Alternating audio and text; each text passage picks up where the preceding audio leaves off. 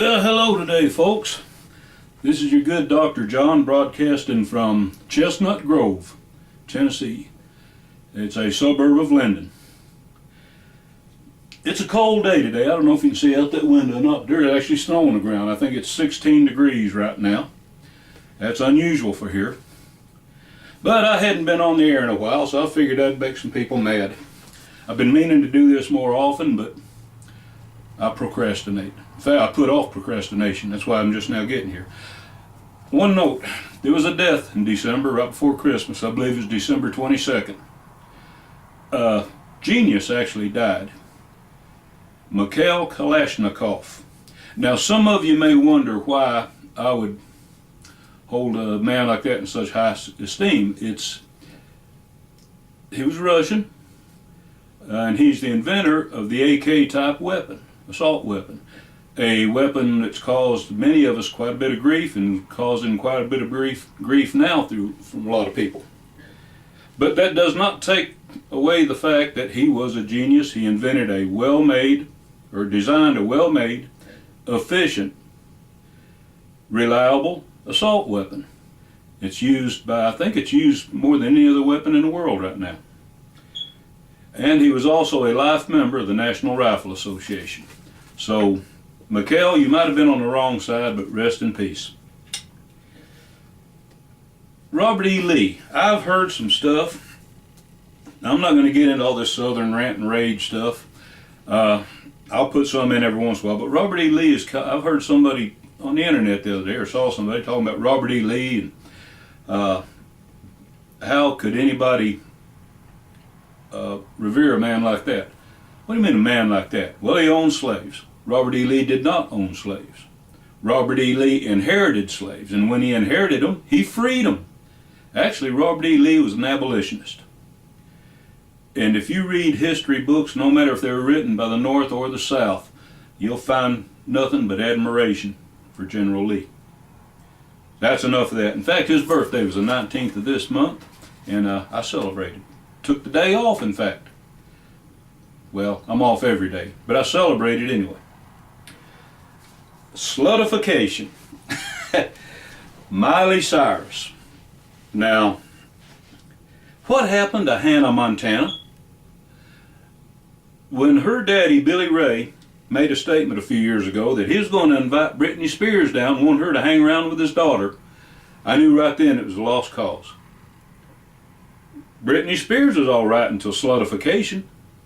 Once they become slutified, now Miley Cyrus, now they used what she did on those award shows. They called it twerking.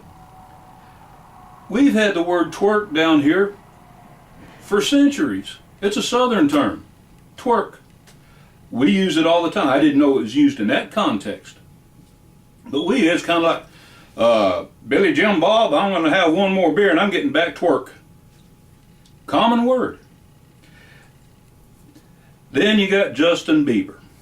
Now this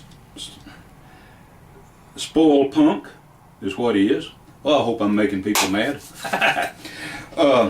He's a spoiled punk, that's all he is. He spits on his fans, eggs the house, cusses at his neighbors, gets his daddy to block traffic while he drag races drunk in Florida. What kind of daddies he got too? Part of his entourage, probably. But he's a punk. He probably won't go to jail. He's got too much money and he's too famous. But, boy, it'd be nice if he did. I'm sure that a lot of them big old boys in there would love to be his protector. But he won't go to jail. And then I'll come up with something else, too. And if you'll check it out, you'll believe me. On the internet, the other day, I saw a picture of Justin Bieber. Right beside that picture was a picture of Miley Cyrus. Man, it's obvious. Miley Cyrus is actually Justin Bieber in drag. Now don't let you look at him and tell me if that's not the truth. Justin Bieber, Miley Cyrus, same person. That's all. Another note, on this day, January 28th, 1973, there was a ceasefire in Vietnam. Now, how'd that turn out? But see, we never learn, Americans don't. I went through a couple of ceasefires in Vietnam. And a ceasefire with communists means keep your damn head down. By the eternal, they're going to be after you. So ceasefires with communists never work. Muslims. Now, that's one of the words that I should have mentioned in one video that is not capitalized. Muslim, nor is Islam capitalized. They don't deserve capitalization. Along with the Westboro Baptist Church. None of that is capitalized. But Muslims, we're wanting to make them like us. They're never going to like us. And a people that, their idea of heaven is spending eternity with 72 virgins. Man, to me, that's the definition of hell. Heaven to me would be spending eternity with 72 sluts. Now that would be heaven. But, Muslims don't figure that way, I guess.